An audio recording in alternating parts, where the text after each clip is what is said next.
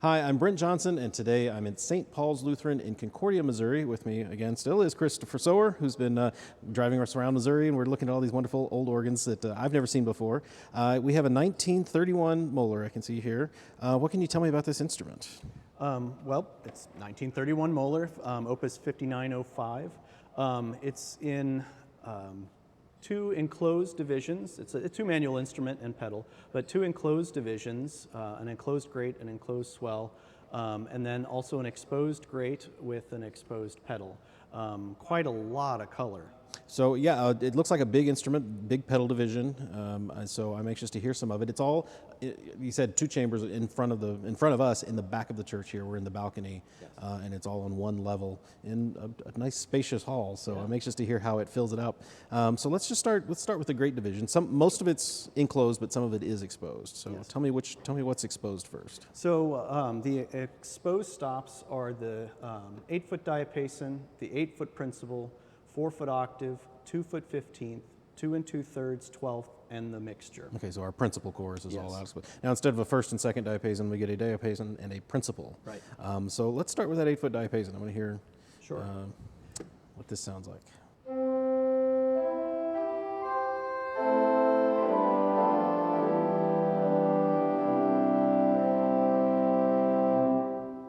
That's a big sound. It's a big sound. I would even be surprised that that's a 1931 first open. That sounds like an older sound almost. Construction-wise, it's really stout metal, big scale, narrow mouth, high cut up. It's just speaks with authority. It's quite wonderful. Okay, well let's compare that to the 8-foot principal just to give us a choice here.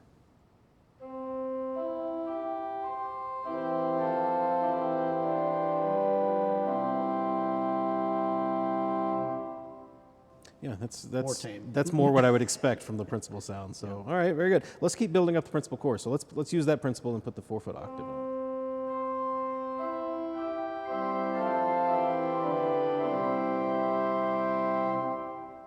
And the 2-foot 15th is next.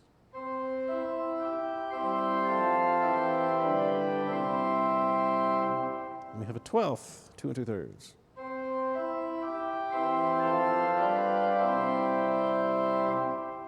And then finally, there's a mixture. Is this original to the organ? No, this is a later add. I speculate probably in the 1970s, late 1970s, early 1980s, I would think. Because it's a 4 and 5 ring mixture, which does seem really large if it was original. Yes.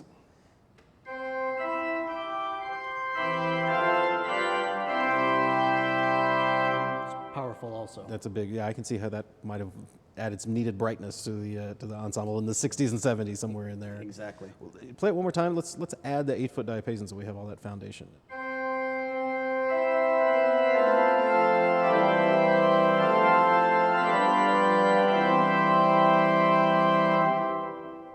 It's a big sound. Wow.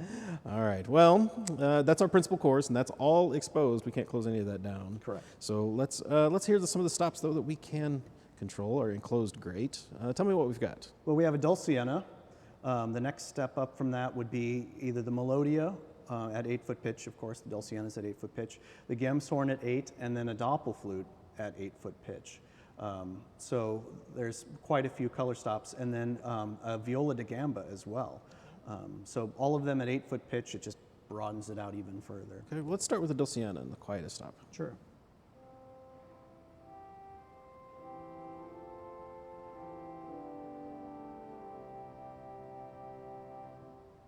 Yeah, definitely soft, but it's got a lot of edge to it. And that's, of course, with the box open. So Right. that's the loud dulciana. So the dulciana pulled back with the box closed.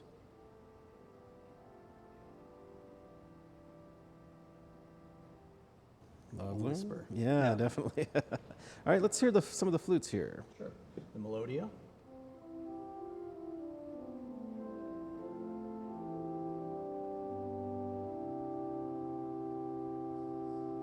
Yeah, very nice.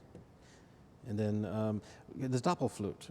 The So we have doppelflute's a big scale and quite a lovely sound also.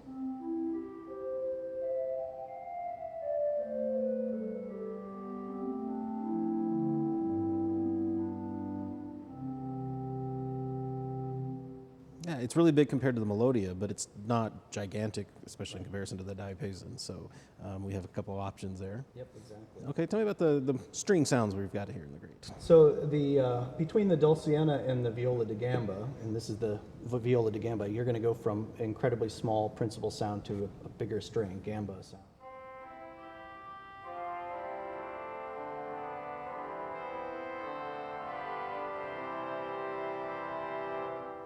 And then in between that is the 8-foot gamshorn, which is kind of a principal, kind of a string, somewhere.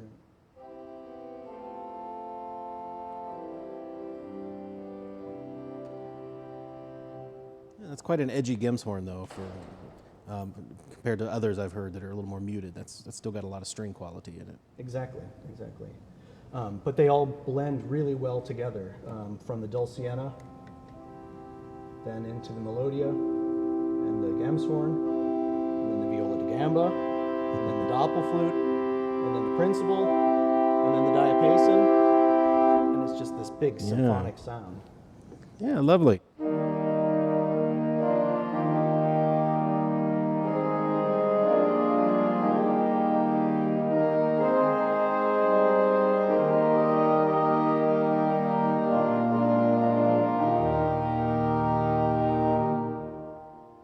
So yeah, there's a lot of color there just for all of those 8-foot stops. A lot of control you've got and a lot of options. Yes, exactly. All right. Well, we also have a set of chimes I notice in the grate division there.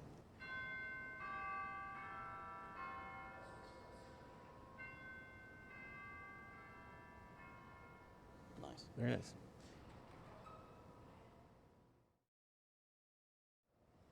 Well, let's come over to the swell now, which is opposite side of the chamber here, and let's just start at the bottom. Tell me what we've got in the swell. So in the swell, we have a 8-foot stop diapason unit, and then an 8-foot aeoline, an 8-foot solitional, a voix celeste, also at 8 foot.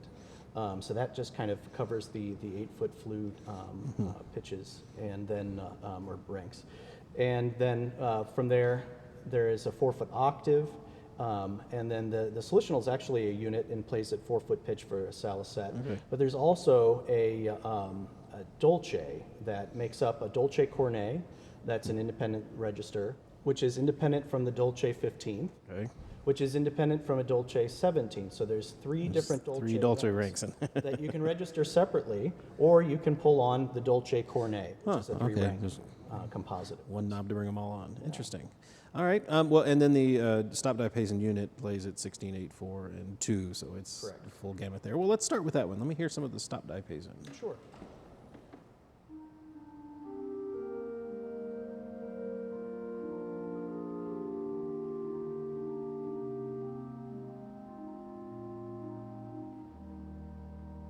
Nice and lovely. Yeah. All right, and let's go ahead and add the 4-foot to that and see how it.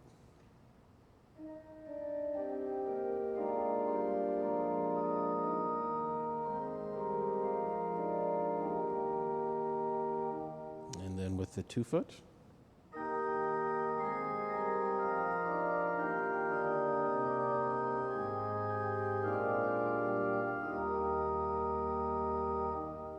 Yeah, very gentle little flute chorus there that works really well together as a unit. All right, let's keep going. What else we got here? So with the stop diapason, the solitional is the next loudest.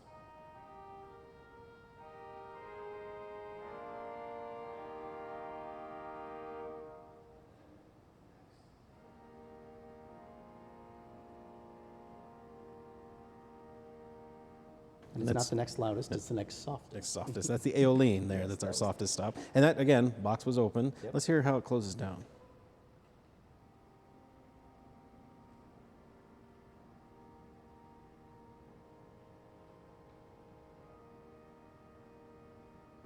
Just a very distant string. It's lovely. Yeah. The solitional has a voix celeste to go with it. So let's hear that celeste pair.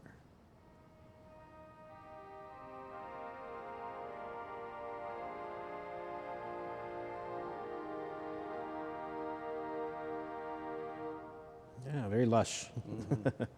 Well, we don't really have an 8-foot diapason, but we jump up straight to a 4-foot octave. Let's first of all, let's hear that by itself. Sure.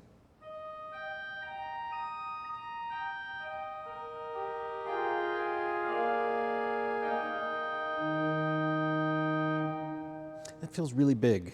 It does feel really big. So if we put on, say, the diapason and the string and beneath it, does that give us anything approaching a principal sound with the 4?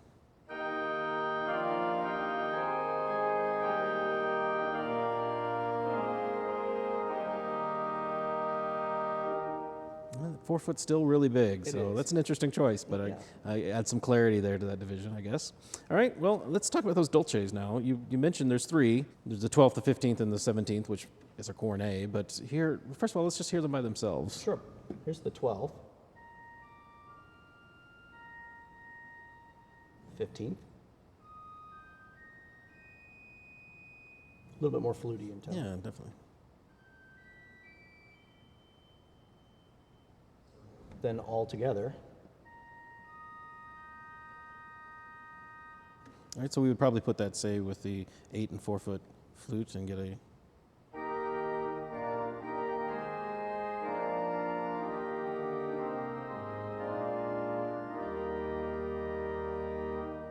Yeah, that's bright enough to work. I wonder also if I turn on the string in the Celeste, how that combines, if that brightens that up.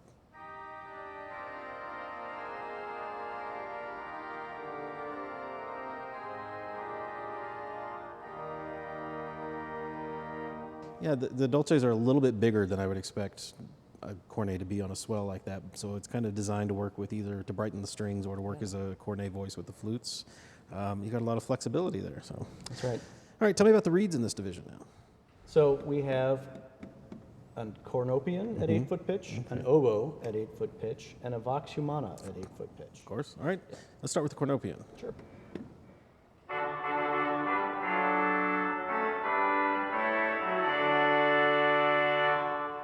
Yeah, big brassy cornopian, but about what I would expect too for this period.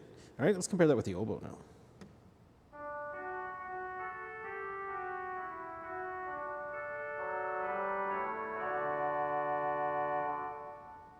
Very nice, very nice. All right, and then our vox humana.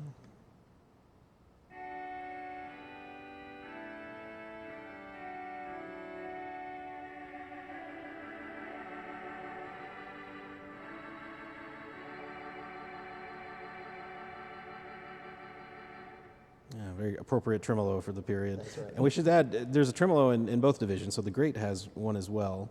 Just for comparison, let's say the doppelflute with its tremolo on. Okay.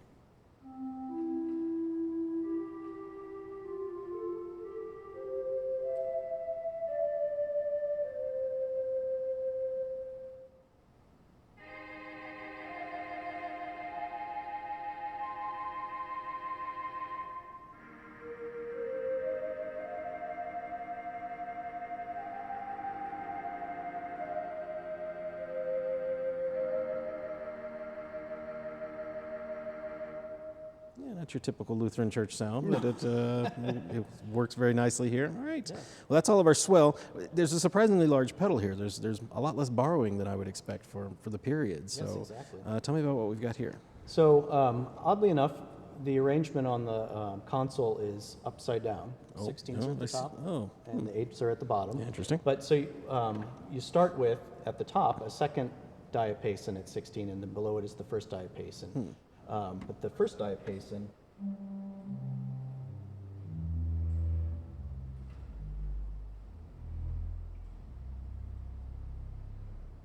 takes it a minute to develop in the room. That's a big sound, though. But it's a big flute, very big flute.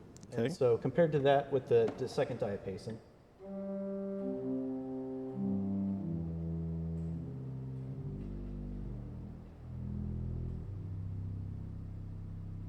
which sounds more like a real diapason. A little brighter sound. And there's a Lieblich gedeckt.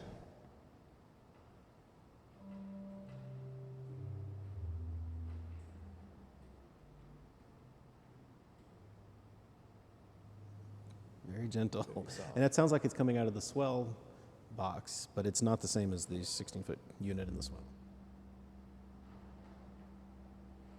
Oh, It is not coming out of it's not coming out of the swell box. It just sounds like it's coming from that direction. All right. Okay, well, let's keep going. Okay, and then there's a 16-foot Borden.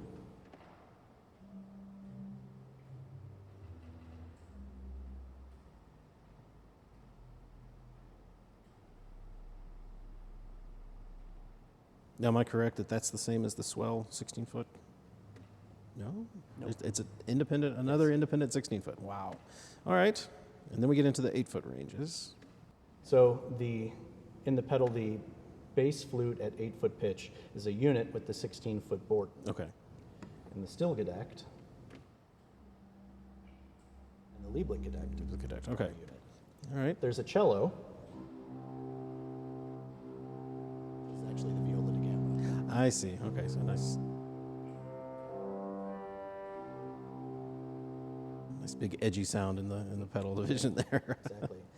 Well, this is a remarkable instrument. It's 1931. It's before the Whiteleg period, before Joseph Whiteleg came to Möller. We saw one of his instruments not too long ago in Philadelphia, and so we can see though they were already playing with these colors and mixing and matching and making the organ as versatile as possible. So it's interesting to see, and I'm interested to look inside and have a look around at the pipes. Yeah.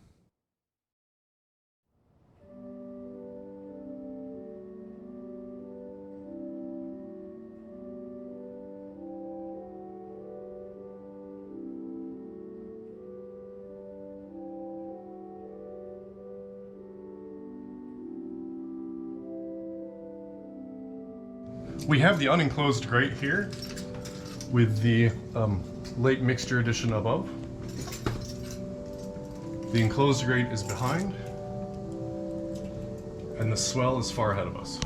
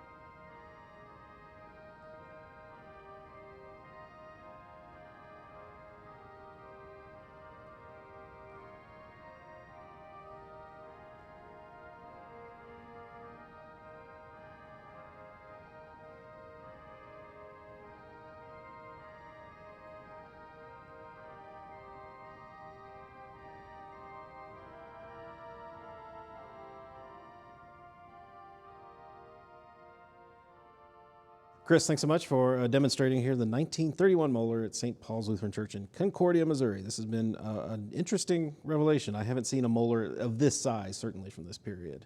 And it's interesting to see how all the colors come together. Now, how did you first come to know this instrument? Well, I worked for the Quimby Organ Company in Warrensburg, and this is about 40 miles away from Warrensburg.